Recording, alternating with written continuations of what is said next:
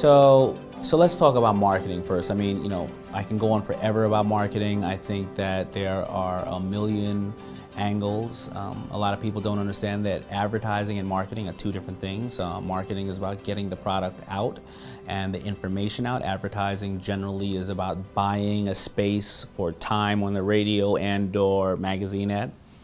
I would say that the first steps in marketing are always the trial and error steps, and that is to find the cheapest, most effective way to get out in your local area.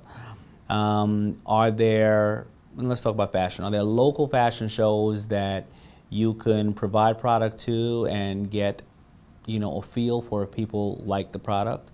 Are there local celebrities, people who are city councilmen or talent shows or things of that nature where you can provide product to? Now let's talk about the YouTubes of the world.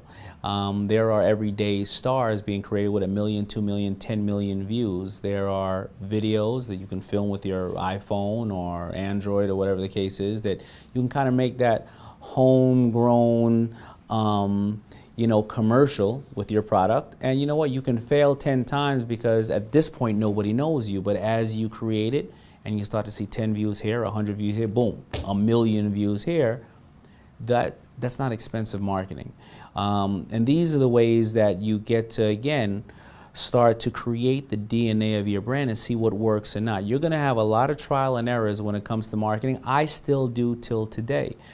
Today, I don't know, should I go on TV? Should I go on radio? Should I have a plane fly by with text, so forth and so on to this thing and buy this? Should I create a bigger site?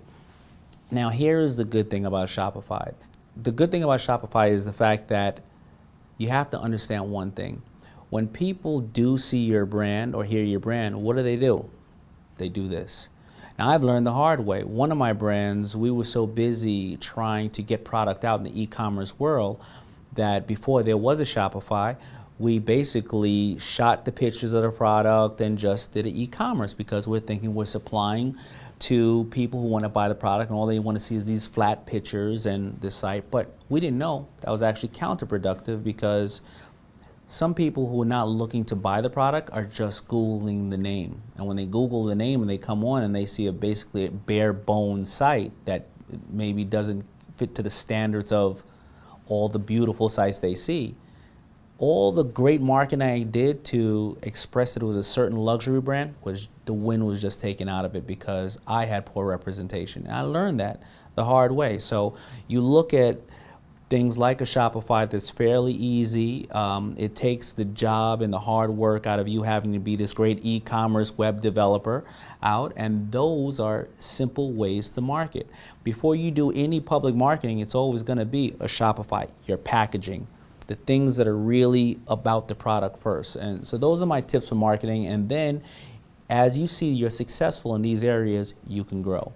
You can start hiring great actors for those YouTube commercials. You can start going to bigger fashion shows, and then maybe you go to a magic trade show or those big shows. And as you're growing, you're learning, and as you're learning, you're growing. And it's a constant, it's a constant struggle and battle, but it's exciting.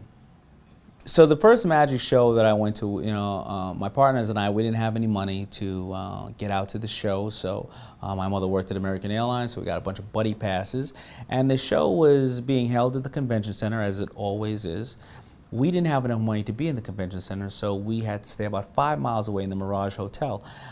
Prior to going to the show, though, I had already built a little bit of a vacuum was being built up in the, in the world of FUBU, because we had taken these 10 shirts and put them on videos for 2-3 years, and people thought that FUBU was a fairly large brand.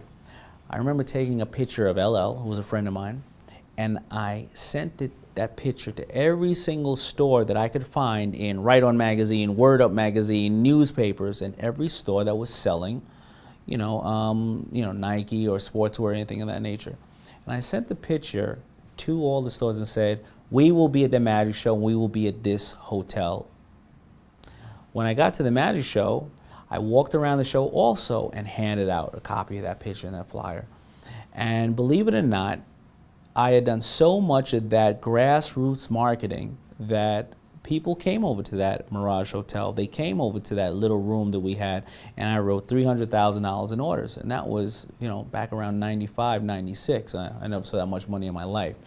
But the bottom line was that I had already had a market that was hungry for the product because I tested it on the local side. I tested it on the national side. I already had perfected my business. I had 50 designs I went through till I got to those 10 designs, and I realized that people didn't like 40 of those designs. So when I got to that show, it was already a vacuum built. It was already the best product that I can ever have, and I was ready to do business.